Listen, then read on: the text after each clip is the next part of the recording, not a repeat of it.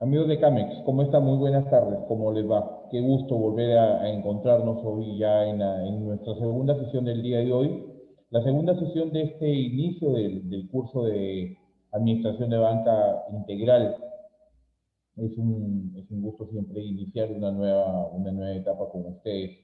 Estamos ya desde junio, julio, fines de junio, inicio de julio estamos compartiendo con ustedes algunas actividades en temas de finanzas, de microfinanzas, de riesgo crediticio, administración bancaria. Ese es un nuevo inicio. Vamos a ir los días jueves de 12 a 1, de 4 a 5. eh, Permítanme por favor, de 12 a 1, de 4 a 5, los viernes de 12 a 1, de 5 a 6, como hemos estado en el curso de gestión de riesgo crediticio, y los días sábados igualmente de 12 a 1, de 5 a 6.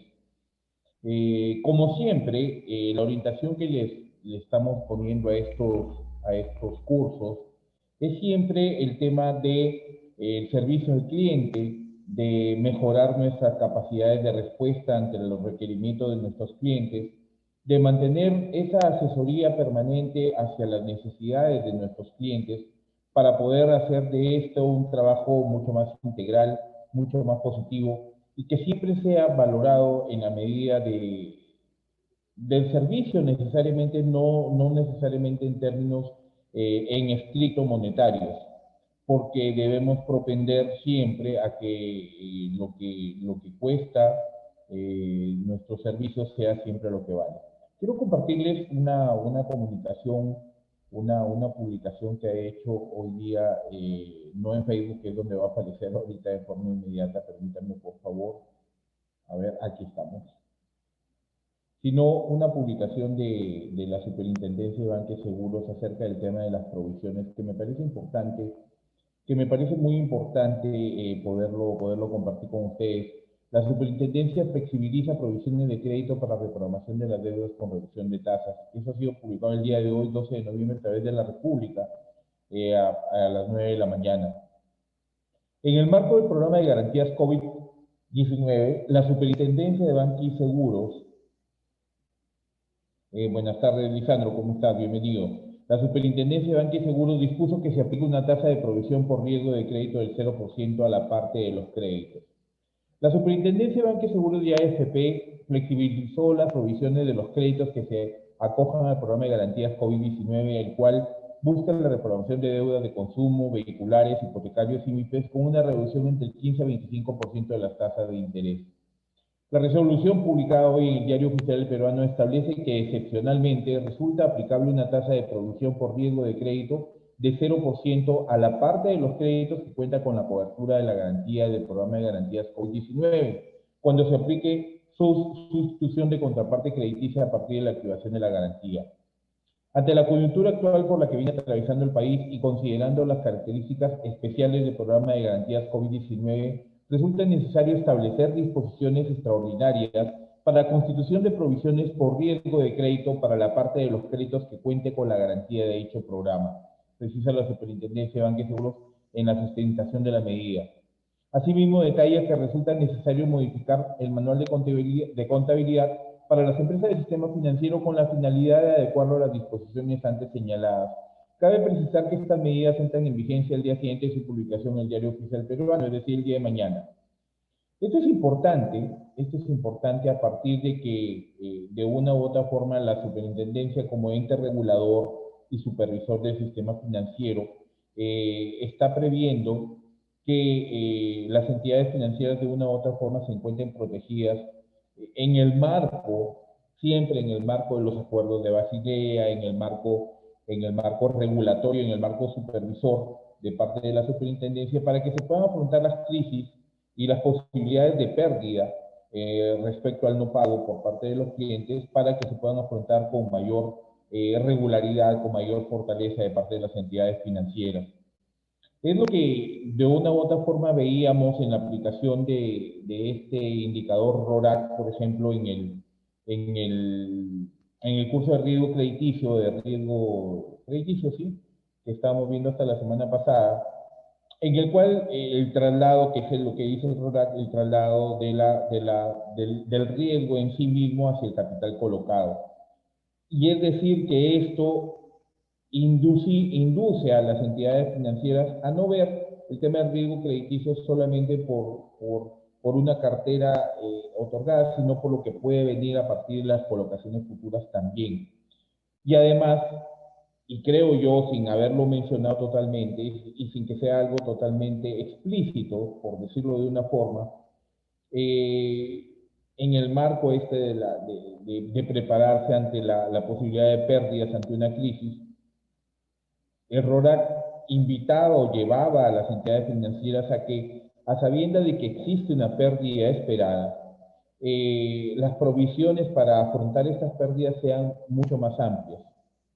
Y esto me remite precisamente al Basilea 3, donde te dice, ¿sabes qué? La entidad financiera se debe preparar con todos los mecanismos necesarios para afrontar con una buena liquidez las pérdidas esperadas, pero además de eso, tener la posibilidad de que esta liquidez, valga la redundancia, le posibilite la continuidad del negocio en por lo menos un año adicional. Es decir, si esto lo llevo a lo que veíamos con el RORAC, es decir, es plantear lo siguiente, o sea, sabiendo que tengo una pérdida por lo menos de uno, una pérdida esperada de uno, me preparo como si voy a tener una pérdida de 10. Y esto significa un fortalecimiento en liquidez de parte de las entidades financieras, un fortalecimiento en el tema estrictamente administrativo y contable, ya lo dice lo que ha publicado a través de la República la Superintendencia de Bancos y Seguros, que también busca fortalecer y adecuar los medios contables de las entidades financieras a esta nueva aplicación del fortalecimiento respecto a la parte del capital garantizado por este programa de reprogramaciones COVID-19. Es importante que siempre las entidades regulatorias, la entidad supervisora, como es el caso de la Superintendencia de Bancos y Seguros, busque siempre respaldar el accionar de las entidades financieras. Por algo muy sencillo, por algo muy sencillo. El sistema financiero peruano es un sistema bastante fuerte. El superintendente de turno siempre busca que las entidades del sistema financiero estén totalmente fortalecidas en aras o con la proyección de evitar que alguna entidad financiera caiga durante la gestión que está llevando el intendente o superintendente. Es por ello que siempre las medidas, y creo yo, dentro de lo mal que ha sucedido en todo este tiempo de la pandemia, las medidas siempre son con tendencia técnica, totalmente alejadas del ruido político, alejadas del quehacer político, que puede distorsionar las medidas que se deben tomar. Como ha sido o como es una figura dentro de nuestros cursos, todo aquello que podamos tomar teóricamente, de conocimiento o de experiencia, debemos contrastarlo y llevarlo a la realidad, y lo estamos viendo.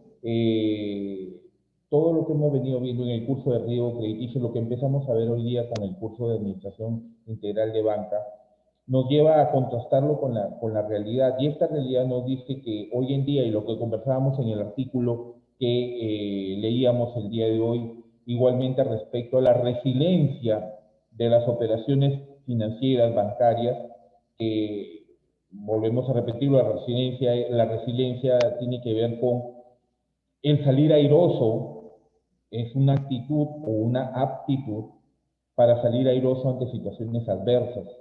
Y esta resiliencia personal se traslada al accionar de todo el sistema financiero, habida cuenta de que el sistema financiero, las entidades del sistema financiero son desarrolladas sus actividades por personas.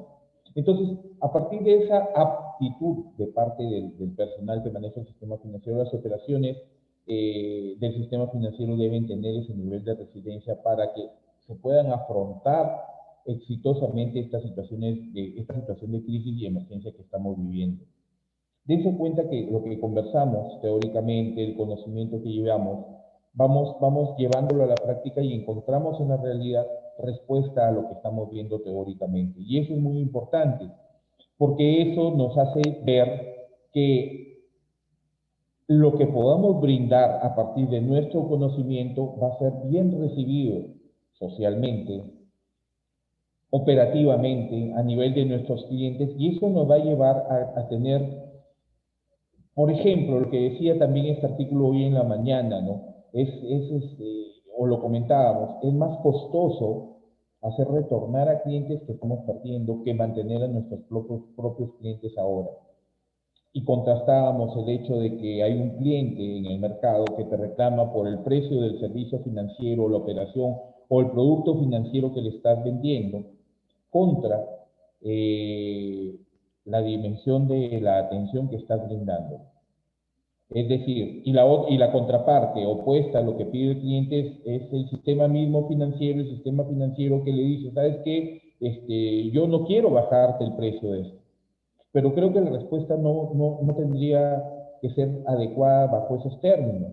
Yo creo que la respuesta sería, no te preocupes, mira, yo no puedo bajarlo, sin embargo, a partir de este momento, a partir de esta emergencia, voy a mejorar para que el servicio financiero que te brindo cueste lo que vale realmente, o vale lo que cuesta. Porque vamos a volverlo a repetir hasta el cansancio si es posible. Muchos de los clientes que hoy en día se han encontrado con serios problemas, clientes del sistema financiero, clientes con créditos vigentes, salieron a buscar a su asesor y nunca lo encontraron. O si lo encontraron, no tuvieron la respuesta adecuada para salir de la crisis de la manera más exitosa posible. Entonces yo creo que es tarea de esta nueva normalidad buscar los caminos a que nuestro trabajo sea cada vez mejor, adecuar nuestras evaluaciones crediticias, adecuar nuestro actuar con el cliente, basado siempre en una cultura de prevención. De prevención no necesariamente de riesgo de impago. Pongamos ese riesgo un paso adelante hacia nosotros, porque el riesgo ya no va a ser de impago, el riesgo va a ser de, primero, que ocurra una emergencia como lo que ha pasado y que a partir de ella sucedan, se caiga el andamiaje, como decía algún presidente que tuvimos alguna vez, el andamiaje de lo que estamos armando en la calidad de cartera, en la gestión integral de riesgos. Entonces, si hoy en día un asesor de créditos en su tarea o en una de sus tareas fundamentales, que es el análisis crediticio, incorpora la prevención de futuro, la prevención de un desastre, la prevención de una emergencia, yo creo que, y lo hace operativamente, y lo demuestra, por ejemplo, en un buen flujo de caja, con un buen análisis de sensibilidad de ese flujo de caja, es muy posible que en situaciones como la que actualmente vivimos, salga el cliente a buscar a su asesor financiero y ahí está el asesor financiero diciéndole hagamos esto, hagámoslo de acá, enfrentemos de esta manera esto, disminuyamos costos en esto, aumentemos el interés en esto de acá. Y van a ver que el cliente nunca, nunca, nunca, de verdad, nunca se va a quejar de que está pagando demasiado por un servicio o producto financiero. Mi nombre es Juan Carlos Pereira, soy bachiller en Economía con especialización en Orientación Financiera, Comercial, Crediticia y de Seguros. Este es el curso de Administración Bancaria Integral. Siempre es un gusto estar con ustedes y este es el inicio de nuestra segunda sesión del día de hoy.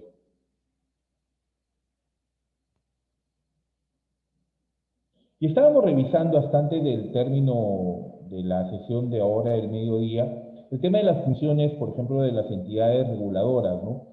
Nos habíamos quedado a la mitad de las funciones de la Superintendencia de Banca y Seguros, que hoy en día es Superintendencia de Banca y Seguros y AFP, bajo la perspectiva que también regula y supervisa el trabajo de las AFP. Las administradoras de fondos de pensiones son instituciones financieras privadas que tienen como único fin la administración de los fondos de pensiones bajo la modalidad de cuentas personales. Otorgan pensiones de jubilación, invalidez, sobrevivencia y proporcionan gastos de stipendio.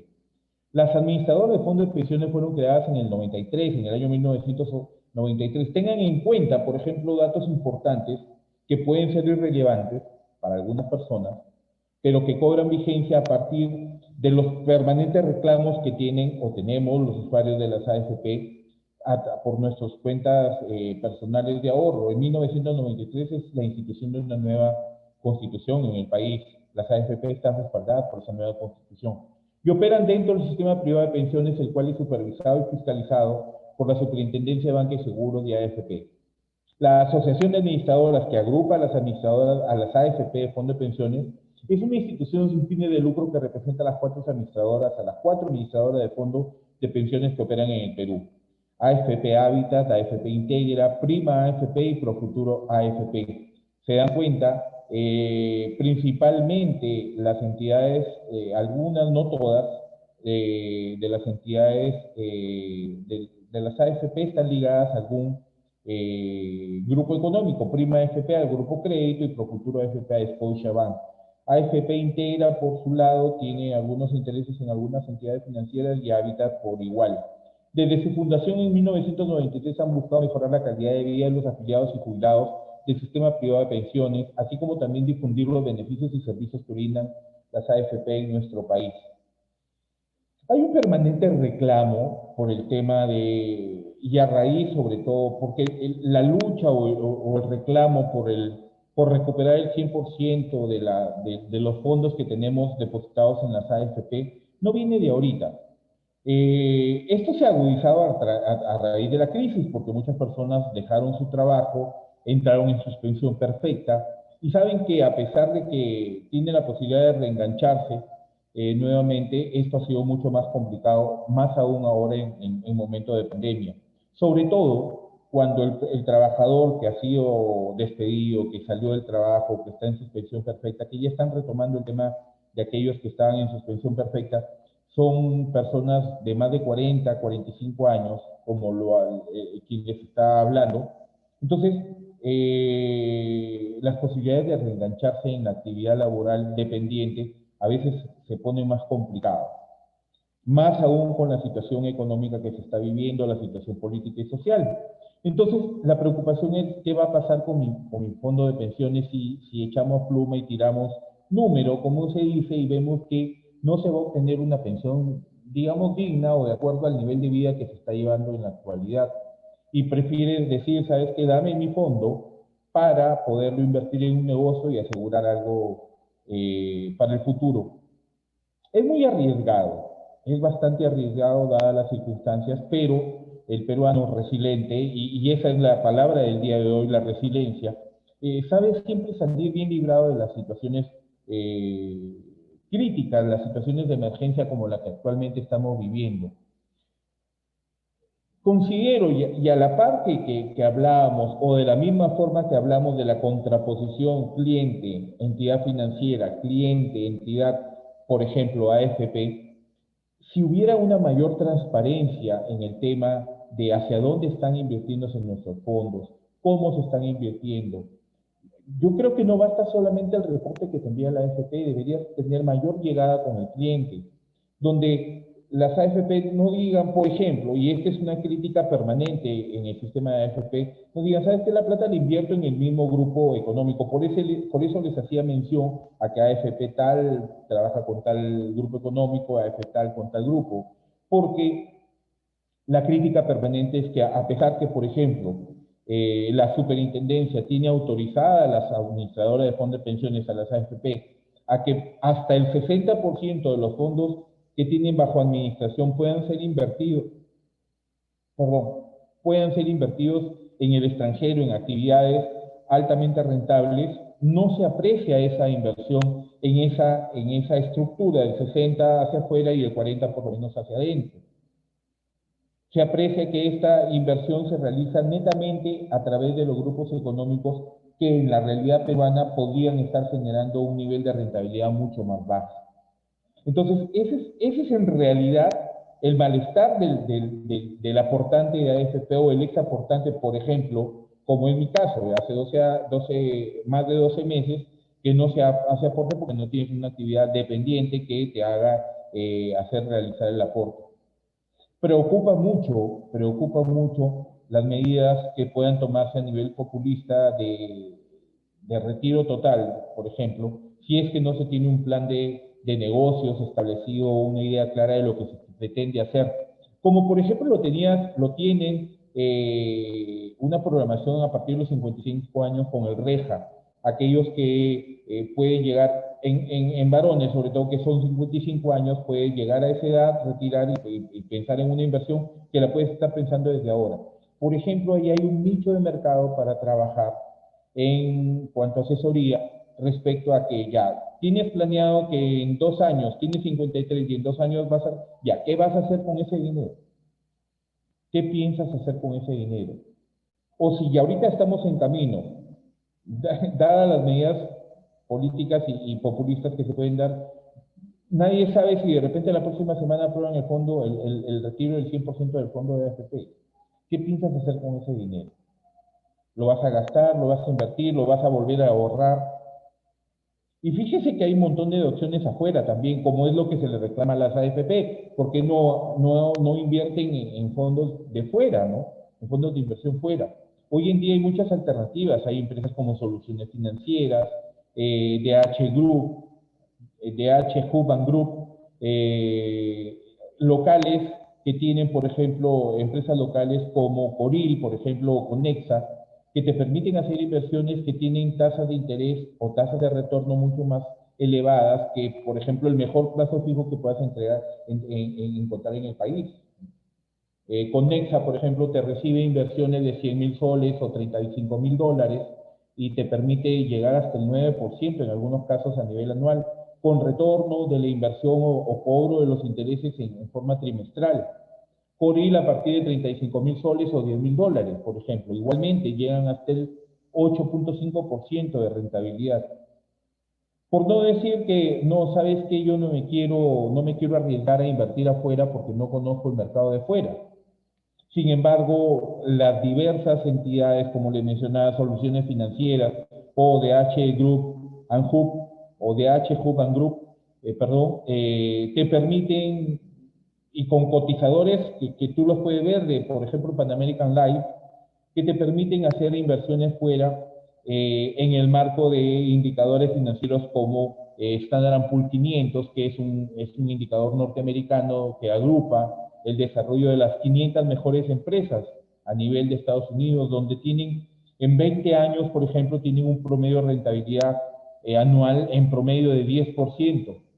Y eso que tienen, por ejemplo, tasas aseguradas de retorno, las que yo les digo cuando veo estas capacitaciones, las tasas Jalisco Zapata. Si no ganas, empatas, nunca pierdes, nunca pierdes. Y es más, o sea, te aseguran por lo menos 3,75% de rentabilidad en caso no sea el resultado esperado durante el año. Los indicadores Hansen o el Eurostock, que te permiten, por ejemplo, mercados europeos y el Hansen en el mercado asiático. Y la combinación de estos tres sectores donde tú puedes decir, mira, invierto esto y pones el 50% bajo SP500, el Standard & Poor's 500 o el Hansen, o el 30% y lo distribuyes. Y te permiten estos productos, por ejemplo, hay seguros de vida con inversión que te permiten determinar año a año dónde quieres estar invirtiendo. Y como le digo, son Jalisco Zapata, si no ganas empatas, por lo menos. Nunca pierdes, nunca se pierde. Hay obviamente otros instrumentos de inversión un poco más arriesgados donde sí pones en riesgo no hay aseguramiento del capital invertido. Y con esto yo no estoy haciendo una apología a sacar el dinero de las AFP, pero sí hay instrumentos de inversión. Sí hay instrumentos de inversión. Formas de hacerlo las hay, las existen. Y de verdad, o sea, yo personalmente no conocía. Y hay algo que a mí me genera mucho la atención cuando veíamos hasta la semana pasada, por ejemplo, la asesoría financiera en el sistema financiero, que lo vamos a ver en la parte final de este curso, en unas 3 semanas y media por lo menos, donde no necesariamente tiene que ver con familias acaudaladas de gran capital para ahorrar o para invertir. Estamos hablando de inversiones de 35.000 soles que las puede tener un comerciante mediano promedio y que diga, pues, ¿sabes qué? Yo quiero ganarme no sé. A ver, cerré un contrato hace un par de meses donde el inversionista está ganando en promedio un interés de casi 2.000 soles trimestralmente. Estamos hablando de poco más de 600 soles. Sí, me van a decir es muy bajo. Ya, dígame qué banco les paga casi 600 soles mensuales por el interés de 35.000 soles. Ninguno. Ni anualmente. Ni anualmente. Ustedes ponen hagan la prueba. También lo vamos a ver en este curso, los simuladores de ahorros, por ejemplo. Ustedes tienen la posibilidad de entrar a las entidades, a las diversas entidades financieras. Y fíjense ustedes, por ejemplo, el respaldo que da la Superintendencia de Banca y Seguros. Ustedes entran al portal de Superintendencia de Banca y Seguros y tienen la posibilidad de averiguar, por ejemplo, las tasas de interés que pagan en ahorro las diferentes instituciones financieras. Bajo la perspectiva, y que lo vamos a ver un poquito en un par de conferencias más o de sesiones más, bajo la perspectiva de conocer qué es una TEA y qué es una TCEA o una TREA. Una TREA es el rendimiento efectivo anual, cuando tú depositas tus ahorros. No se dejen sorprender, porque no quiero decir engañar, porque a partir de hoy en día el sistema financiero no creo nunca que engañe, siempre va a ser apto y apresurado para poder dar la mejor información posible, en que una entidad financiera te ofrece una TEA, no te quedes con la TEA. Si es en ahorros, busca la TREA, la tasa de rendimiento efectivo anual, que es lo que efectivamente vas a ganar por el ahorro puesto en esa entidad financiera. El ejemplo más básico, dos entidades financieras, una te ofrece una TEA de 8 y la otra te ofrece una TEA de 10, y dices, ah, no, me voy con la de 10. Sin embargo, la TEA de la de 10 te da una TREA de 12% y la de 8 te da una TREA de 14%. Hay que averiguar. Olvidémonos de no leí las letras chiquitas. Olvidémonos de no me dijiste. Olvidémonos como agente del sistema financiero que propendamos a que nuestros clientes nos contesten de esa forma. Mejor que nuestro objetivo sea brindar la mejor de las informaciones. Y decirle, las cosas son así. Los invito siempre a ustedes como analistas de crédito, como agentes del sistema financiero en general, y si hay personas que son clientes del sistema financiero, a averiguar. ¿Hay posibilidades de inversión fuera? Sí las hay. ¿Seguras? Sí las hay. Tomando buenos recaudos, asesorándose bien. No busquen nunca un promotor. Ojo, por favor, no quiero ser peyorativo ni que se sientan discriminados aquellos que realizan la labor buena de promotores de crédito, de promotores de servicios financieros. Busquen un asesor. El promotor lo único que hace, que es su labor, es conseguirte a ti como cliente. Sin embargo, el asesor te va a acompañar permanentemente, va a ver qué necesidades tienes, qué posibilidades de inversión, qué proyectos tienes y te va a acompañar en el desarrollo de esos proyectos o en la satisfacción de esas necesidades que hoy en día tienes para el futuro. Porque muchos de estos productos que se pueden obtener a través de entidades externas tienen que ver con proyección de jubilación, atención en salud, estudios, desarrollo de proyectos que no se van a hacer en forma inmediata, sino dices, por ejemplo, pensemos siempre en el endeudamiento responsable. Digo, yo en 3 años quiero hacer tal proyecto, aumentar mi negocio, incrementar mi negocio.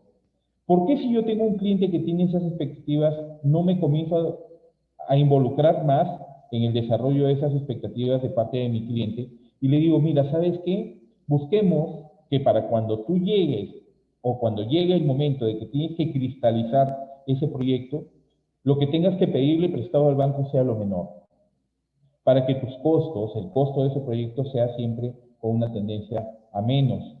O que, llegado el momento y requieras, ya no sea para un activo fijo, sino para capital de trabajo, donde el crédito te va a resultar un poco más barato porque va a ser de mediano o corto plazo la devolución.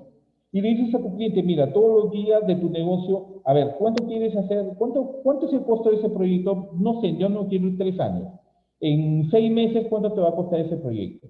A ese proyecto me va a costar, no sé, 6.000 soles. Quiero hablar en números gruesos. Perfecto, tienes 6 meses para ahorrar en cada mes por lo menos 1.000 soles. ¿Cuántos días de la semana trabajas? Ah, mira, voy a números gruesos.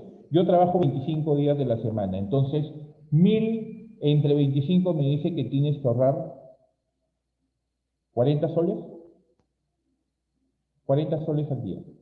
Entonces, antes de que cierres tu negocio, dices, y antes de que digas, gané esto, gané lo, hagas un cuadro y dices, no, de la plata que abro mi cajón y veo, de la plata que tengo en mi cajón, cojo 40 soles y los expongo, los meto ahí.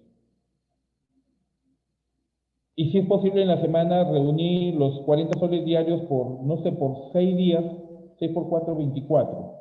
Tengo 240 soles, pongo en una cuenta de ahorro. Cuenta, proyecto, 6 meses, ponle el nombre de la cuenta. La semana siguiente lo mismo, la siguiente semana y así sucesivamente. Llega el momento que ya tienes que realizar el proyecto y de repente ya no necesitas pedir prestado. O si tienes que pedir prestado para el proyecto en sí mismo, de repente es lo menor, la menor cantidad posible. Y eso está haciendo que tú ahorres costos de tu proyecto. Estoy siendo muy básico, pero tan básico que estamos propendiendo a que nuestra asesoría como asesor financiero, valga la redundancia, sea provechosa para nuestros clientes. Pero, ¿qué estás hablando, Juan Carlos? Esta es una locura, estás hablando de cosas tan básicas.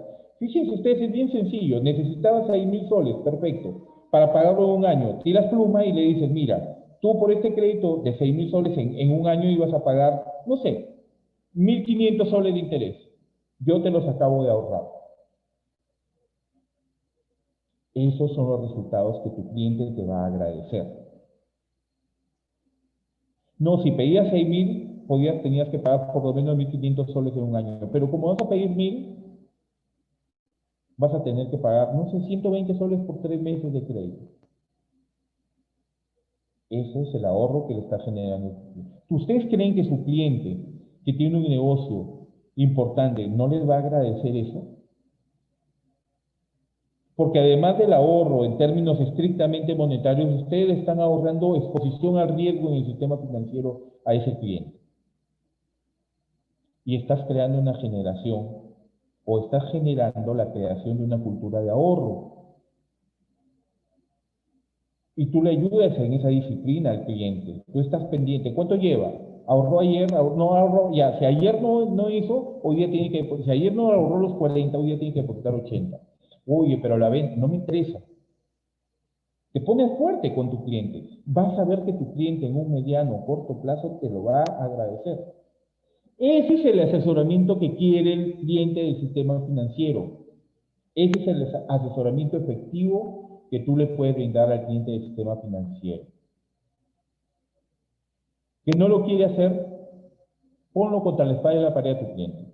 Si usted no me hace caso, el próximo crédito le subo la tasa de interés.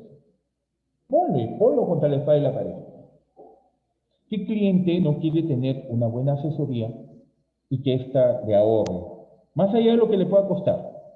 Porque lo que le va a costar en el caso tuyo, que es trabajador de una entidad financiera, va a ser lo que te paga por el crédito, porque a ti el cliente no te va a pagar un sueldo.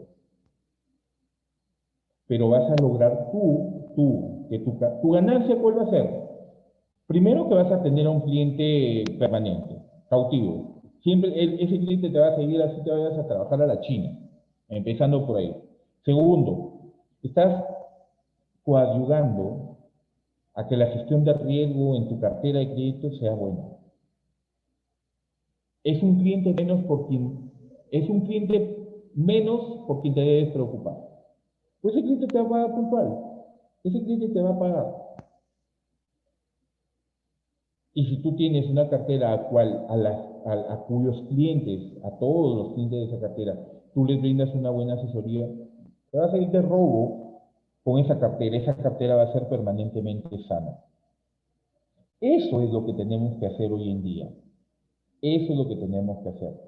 Y fíjense que de un tema tan sencillo como explicar las funciones de la AFP, salen estos temas tan importantes que estos son los que deben fortalecer nuestra presencia en el sistema financiero.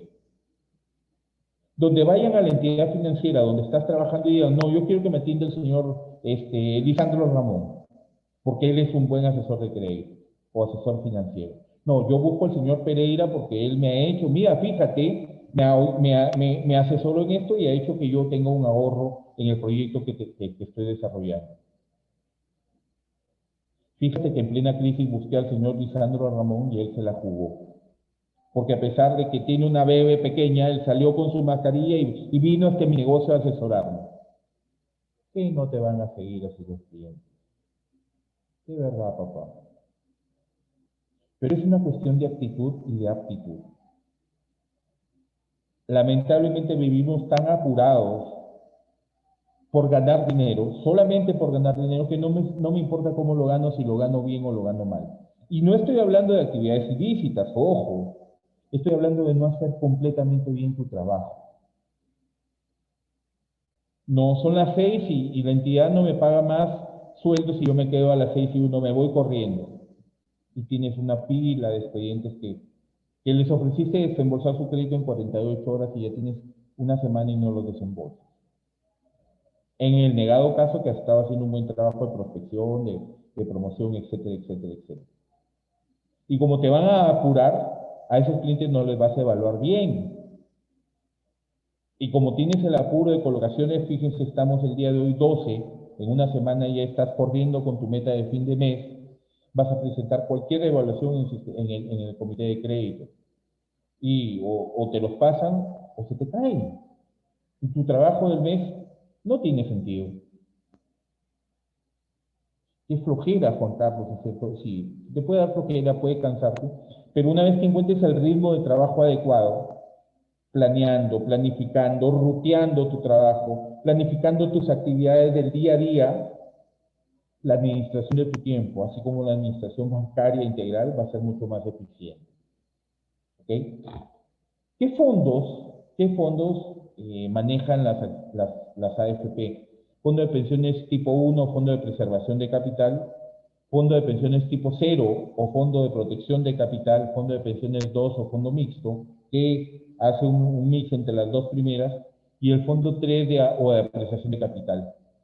Estos fondos van a tener siempre que ver con el nivel de riesgo a lo que se exponen en las inversiones que realizan con el capital que tú tienes invertido. Por eso tiene que ver también, inclusive, con la edad del afiliado a la AFP. ¿Qué edad le conviene? ¿En qué edad se encuentra? Los fondos de mayor o menor riesgo. Por ejemplo, en mi caso me encuentro yo en el tipo de fondo 3 que tiene mayor riesgo, pero al mayor riesgo también tendría una mayor rentabilidad. Durante la pandemia yo hice los retiros que hasta este momento se han hecho. Sin embargo, mi fondo, o sea, ahorita estoy como si no hubiera retirado nada. Y es más, habiendo ganado un poco sobre la caída que tuvo al inicio de la pandemia. Entonces, es un tema de decisiones. Si ahorita dicen retiremos el 100%, yo posiblemente lo voy a retirar porque tengo un negocio que atender, que me puede dar mayor rentabilidad o una rentabilidad mucho más rápida. Porque en un tipo de negocio como el que manejamos con mi esposa, la rentabilidad no es por producto, sino por rotación. Venta, venta, venta, venta, venta. Mientras más vendes, más vas a ganar. Esos son temas de análisis con tus clientes. Pero vas a querer hacerlo. Las AFP están ahí. Ahorita nadie te quiere soltar, todo el mundo te está informando. A mí me llega mi reporte cada 3 días, cada 4 días. Pero hay que entender lo que tenemos y hay que entender más allá del ruido político, más allá de las medidas populistas que podríamos estar observando en el legislativo. Busquemos siempre la mejor información, busquemos darle el mejor servicio a nuestros clientes. Nuestro cliente lo va a agradecer siempre y lo va a agradecer siendo un cliente asiduo contigo, un cliente leal, un cliente que no te va a abandonar. ¿Ok? Las empresas de seguros en el país tienden existen diferentes tipos de compañías aseguradoras que ofrecen una amplia gama de tipos de seguros que permiten cubrir la demanda de pólizas dentro del Perú, especializadas en seguros de autos, seguros de salud, seguros de hogar o seguros de vida o accidentes, y todas las empresas de seguros van a estar bajo la supervisión y regulación de la Superintendencia de Banca y Seguros. Igualmente, en las empresas de seguros que existen en el país existen seguros con planes de ahorro, pero los rendimientos son bajos, son bajos. Hay rendimientos, por ejemplo, en el caso de mi familia tenemos un seguro con ahorro para mi hijo, que culmina su contrato recién el próximo año. Entonces se hizo una inversión cuando él tenía 8 años, si no me equivoco. Hicimos la inversión y vamos a tener una rentabilidad de casi 40%, pero es a los 14 años, 6 años después. Entonces, sí es bueno, voy a tener una rentabilidad, pero posiblemente por costo de oportunidad ese dinero pudiera haberme producido una mayor rentabilidad si lo ponía en un negocio de repente. De repente. Y en el de repente está el riesgo de las inversiones que tenemos que hacer. Si cuentas con un buen asesor financiero, esas inversiones van a caminar siempre con una mayor seguridad para ti como cliente. Las empresas aseguradoras en el Perú están ACE, Cardif del Perú, Interseguros, La Positiva, Mafre Perú, Pacífico Peruano Suiza, Protecta, RIMAC International o Internacional, SECRES e Insur. No necesariamente todas colocan para productos a nivel local. RIMAC, Pacífico Peruano Suiza, Positiva y Mafre te van a colocar sus propios productos, pero ACE, Cardif del Perú, Interseguro, son brokers, Secrets, Insur son brokers que te venden igualmente productos de La Positiva, de RIMAC, Pacífico y también productos a nivel internacional. No está de más que le den una chequeada, que le den una posibilidad de poder ofrecer a sus clientes ese tipo de seguros. Porque, por ejemplo, si tu cliente a quien le otorgas un crédito permanentemente tiene la posibilidad y te dice, Juan Carlos, Lisandro, ayúdame, tengo un dinero que quisiera invertir, o en qué sitio lo puedo guardar para que me dé una buena rentabilidad. Infórmense, léanse, actualícense y ustedes le pueden ofrecer esas oportunidades de mayor inversión a tus clientes, ¿no? Si eres independiente y le dices, sabes que mira, tengo la oportunidad de que puedas ganar, no sé, el 9% anual, de ese 9%, mira, como te estoy dando el tema, voy armando la inversión que tienes, me pagas a mí el 1%. Y de verdad que se puede hacer. Y es un trabajo legal y estás actuando como su asesor financiero. Es lo que yo estoy haciendo en este momento. Entonces, hay oportunidades de que hagan negocios limpiamente, sanamente y brindando el mejor de los servicios. ¿Ok? La Superintendencia del Mercado de Valores, que está cumpliendo 50 años este año, son funciones las funciones que tiene la Superintendencia del Mercado de Valores de dictar las normas legales que regulen las materias del mercado de valores, el mercado de productos y el sistema de fondos colectivos. Supervisa el cumplimiento de la legislación del mercado de valores, mercado de productos y sistema de fondos colectivos por parte de las personas naturales y jurídicas que participan en dicho mercado. Las personas naturales o jurídicas sujetas a la superintendencia de banques, a la supervisión de la superintendencia de banques y seguros y AFP, lo están también bajo la supervisión de la superintendencia de mercado de valores. Por ejemplo, les hablaba de Coril y de Protecta. Estas empresas están bajo esta supervisión porque ellos juntan bolsones de inversión para ser colocados a través de bonos, a través de productos, por ejemplo, orientados a las pymes. Son líneas de crédito que ellos van formando y cuyo retorno es asegurado a través de garantías reales o a través de fideicomisos o a través de cartas fianzas, lo cual asegura al inversionista el retorno de su inversión en forma segura, ¿no? En forma segura y con buenos niveles de rentabilidad. Ya les decía, Coril y Conexa tienen rentabilidades hasta del 8 al 9, hasta el 9% pueden llegar anualmente con reembolso del interés ganado hasta en forma trimestral. Entonces, y son inversiones que las puedes realizar para un año, para 2 años, para 3, para 5 años, que se pueden ir renovando.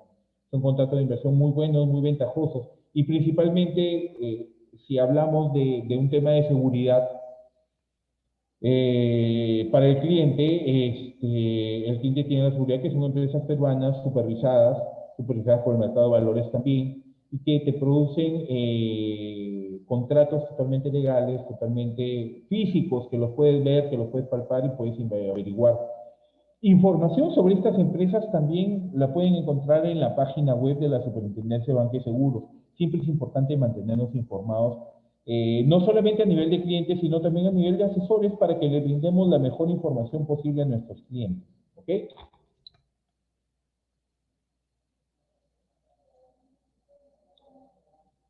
El sistema financiero peruano está dividido en dos, el sistema bancario y el sistema no bancario. El sistema bancario está constituido por el conjunto de las instituciones bancarias del país, desde el Banco Central de Reserva, el Banco de la Nación y toda la banca comercial y de ahorro que existe en el país, Banco de Crédito, BBVA, Scotiabank, Interbank. Ese es el sistema bancario en el país. También tenemos dentro del sistema financiero el sistema no bancario, que son entidades financieras que son independientes del sistema bancario, que igualmente captan recursos del público, el uso que dan al mismo varía según sus propios objetivos. Pero la pregunta del billón es, ¿cuál es la diferencia? ¿Por qué hay un sistema bancario y por qué no hay, y hay un sistema no bancario? En el sistema financiero existen diversos módulos de atención. y cada módulo de atención está determinado por el producto que le pueden ofrecer o en ahorros, operaciones pasivas o en créditos las entidades financieras. Por ejemplo, existen ahorros en la banca normal, común y corriente, la banca múltiple, como la conocemos, existe la cuenta corriente. La cuenta corriente es aquella donde el cliente, persona natural o persona jurídica, tiene la posibilidad de mover dinero a través de cheques. Y estos cheques tienen el respaldo del ahorro que tiene este cliente en su cuenta corriente y tiene que pasar por un filtro, una cámara de compensación a cargo del BCR donde se hace el canje de estos cheques, por ejemplo. La contraparte en el sistema no bancario es que las entidades como las cajas municipales no tienen cuenta de ahorros, cuenta corriente de ahorros, pero sí tienen una cuenta de ahorros con órdenes de pago, que es dinero a la vista, que gira la orden de pago y va y lo cobra. Sin embargo, esas órdenes de pago no están sujetas a canje o al encaje bancario, al canje de cámara de compensación, perdón. Estoy hablando otra cosa con el encaje bancario. Las entidades del sistema financiero en la banca múltiple tienen todos los módulos de atención. Por ello pueden captar y colocar créditos de acuerdo a todos los módulos de atención. Sin embargo, por ejemplo, las entidades como las cajas municipales no tienen, por ejemplo, tarjetas de crédito. Por ejemplo. En muchas de ellas, o creo que ninguna, por ejemplo, trabajan con factoring o con leasing. Algunas están trabajando, entiendo, Caja Sullana, no sé si Financiera Confianza, Lisandro tenía ya, por ejemplo, las cartas fianzas, por ejemplo. Entonces, hay diferenciación.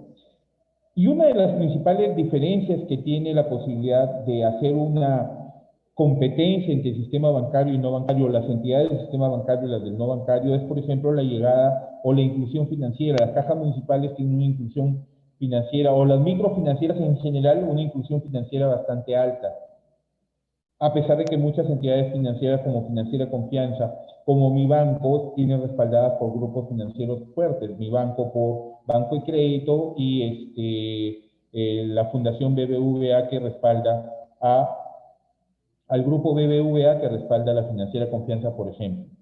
¿Ok? Diferencias, por ejemplo, que en el sistema no bancario, entidades como las EPIMES, que vamos a ver más adelante, para establecer las diferencias, tienen todos los módulos la banca múltiple, no todos los módulos la banca, el sistema no bancario, en cajas municipales, por ejemplo. Pero las cajas municipales y las cajas rurales sí tienen captación del público. Realizan directamente la intermediación financiera. ¿Ok? La Caja Municipal de Ahorro y Crédito, su finalidad es realizar operaciones de financiamiento con preferencia de pequeñas y microempresas, captan ahorro del público. Lo normativo, y ahorita lo vamos a ver con las cajas rurales, por ejemplo, lo normativo es que la estructura de la cartera de créditos de una caja municipal sea 70-30.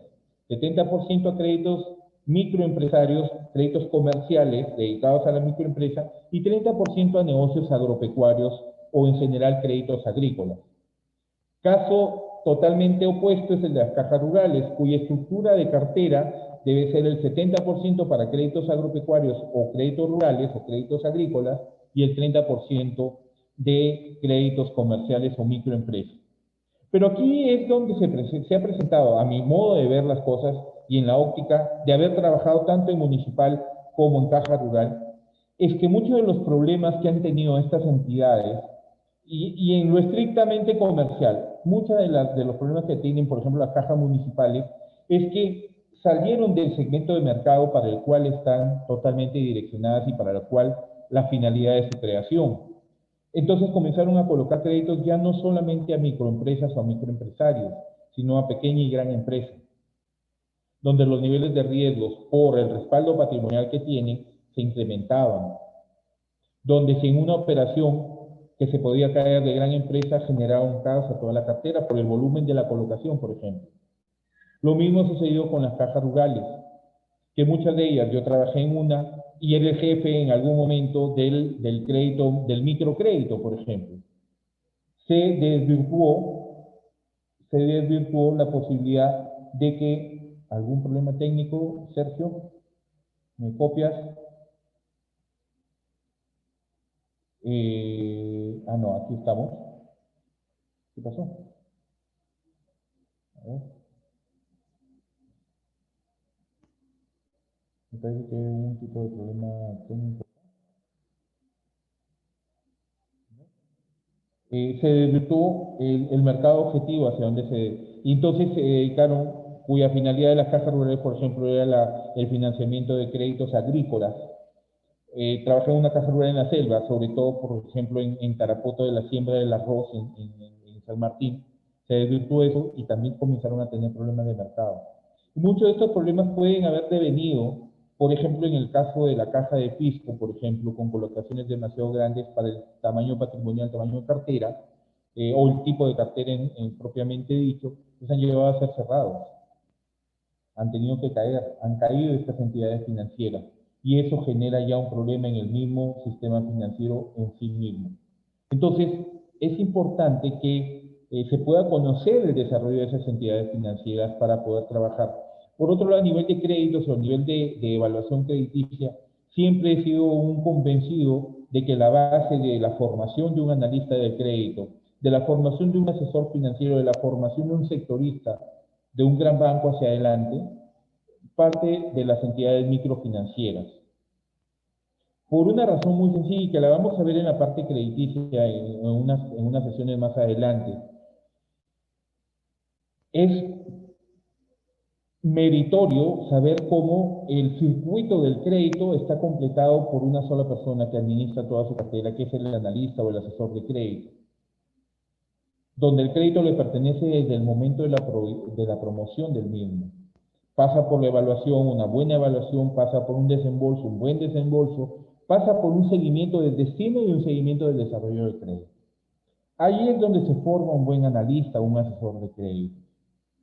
Y es ahí desde donde debes empezar como analista o asesor de créditos a desarrollar tus habilidades, los objetivos, sentido común y criterio para un analista de créditos.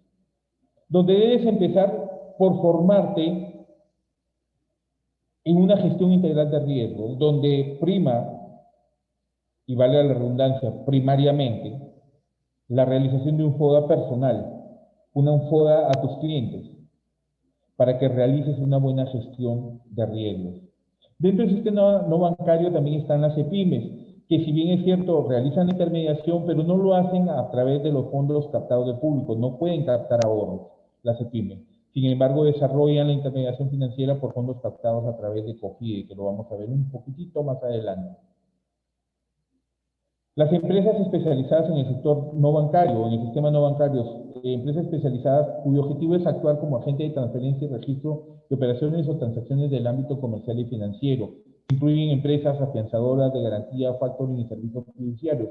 Lo veíamos, por ejemplo, con Coril y con Conexa. Empresas financieras como Financiera Confianza, Financiera Proempresa, que tienen como objeto la colocación de emisión de valores, operar con valores mobiliarios y brindar asesoría.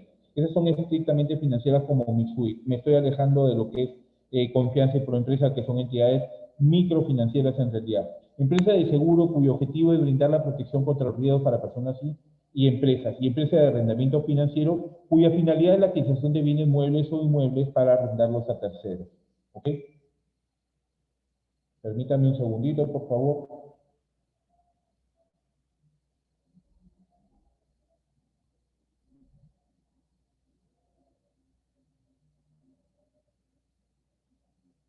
Permíteme un segundito, un problema técnico.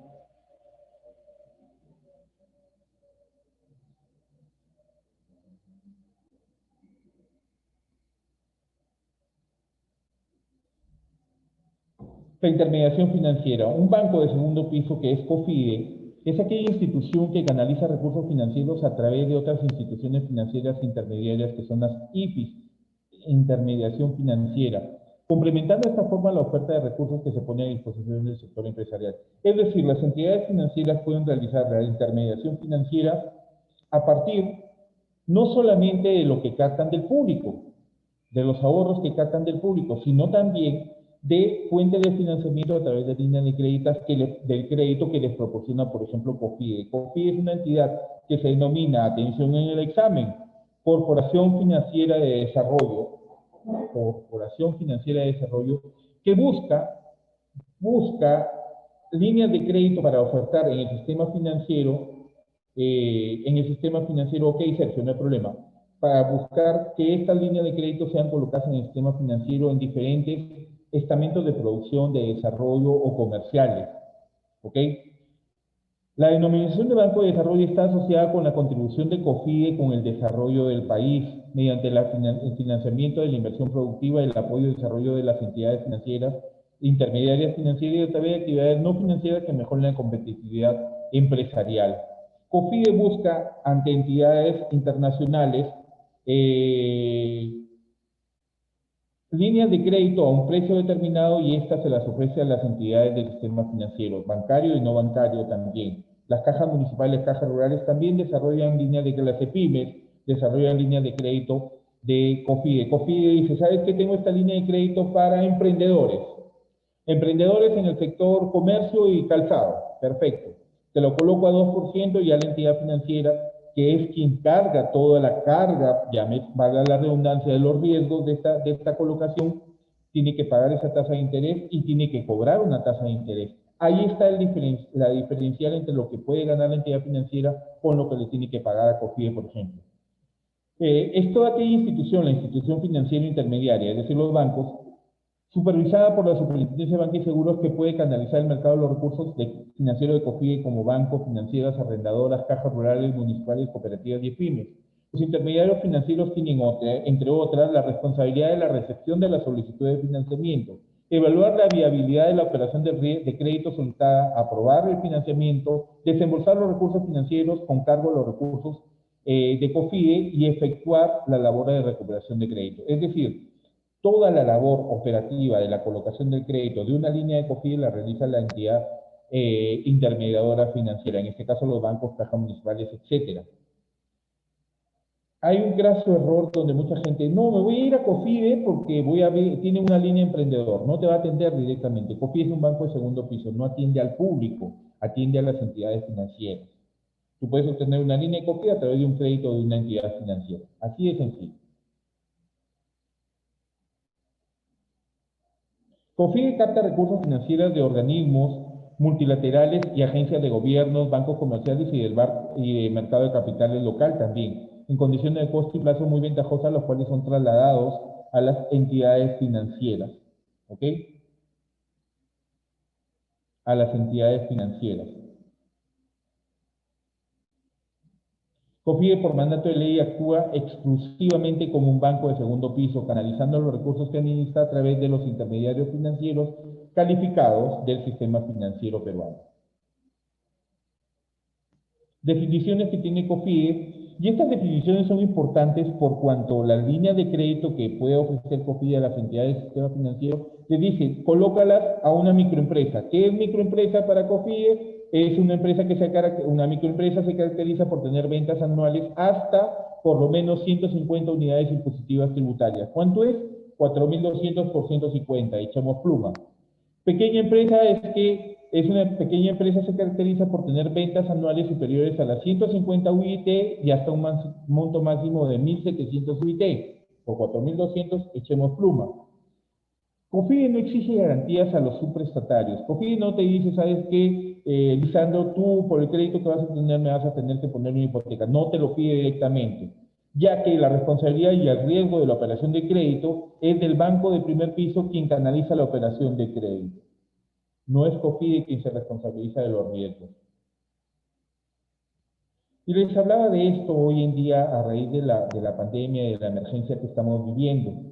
Permítame, de la emergencia que estamos viviendo. La satisfacción, los bancos peruanos que más satisfacen a sus clientes. Hay un estudio de la consultora Dixer y Neira que encontró que en general los clientes de los bancos peruanos tienen una satisfacción promedio. La consultora realizó este año 2020 un estudio sobre la satisfacción de los consumidores latinoamericanos con los bancos con que trabajan y encontró interesantes resultados en particular para los bancos peruanos. Por ejemplo, los bancos peruanos deben tener en cuenta los bancos peruanos deben tener en cuenta que mantener a sus clientes satisfechos es importante. Es de vital importancia mantener la satisfacción permanente en nuestros clientes, pues el costo de adquirir nuevos clientes es más alto que mantener a los clientes actuales. Lo hemos venido diciendo desde hoy día en la mañana en nuestra primera sesión. Además, para los bancos peruanos, un cliente satisfecho genera mayores negocios y en general es menos sensible a cambios de precios. ¿Ok? No se debe pasar por... Es que es así, un cliente al cual tú lo atiendes bien, el cual está satisfecho, no importa que pague más, el cliente no le va a interesar pagar más por un producto financiero, porque siente que lo que está pagando es lo justo de acuerdo al servicio que está recibiendo. No se debe pasar por alto tampoco que los clientes satisfechos recomiendan al banco preferido haciéndolo crecer. Dichter y Neira encontró que el nivel de satisfacción en los bancos peruanos está en el promedio latinoamericano, siendo el que más satisfacción, y esto no es una propaganda, el que más satisfacción genera entre sus clientes el Banco Financiero o Banco Pichinchi, seguido por el BBVA, el Banco Continental, Interbank y BCP. En América Latina, el benchmark de la consultora es 88%, el indicativo de benchmark de satisfacción, teniendo que el sistema bancario peruano es un promedio del 87%. Es el quinto más alto en 11 países analizados. ¿Y qué es el benchmark? Es un punto de referencia utilizado para medir el rendimiento de una inversión. Es decir, que las inversiones que realizan nuestros clientes tienen una satisfacción o un alcance de hasta el 87% en el Perú, siendo el promedio internacional del 88%. Estamos ahí nomás. Se trata de un indicador financiero utilizado como herramienta de comparación para evaluar el rendimiento de una inversión. Y este es algo que yo lo he venido conversando con ustedes. Este año, en el mes de marzo, se hizo la última encuesta. Después de 3 años, vuelven los bancos peruanos a estar en el top 10 del ranking de bancos a nivel de Latinoamérica. La revista América Economía Intelligence, el 31 de marzo de este año, publicó los resultados. Estaba en el primer puesto el Banco Continental, en el tercer puesto el Banco de Crédito, en el sexto puesto el Scotiabank y en el octavo puesto el Interbank. Y esto es en general a partir de algunos indicadores como de calidad de cartera y de suficiencia de capital. 4 de los 5 indicadores que componen el indicador final se encuentra, por ejemplo, el Banco de Crédito, que se encuentra en tercera posición gracias a que mejoró en indicadores de tamaño, liquidez, rentabilidad y suficiencia. 4 de los 5. Scotiabank e Interbank en sexta y octava posición gracias a su mejora en los indicadores de calidad de cartera y suficiencia de capital.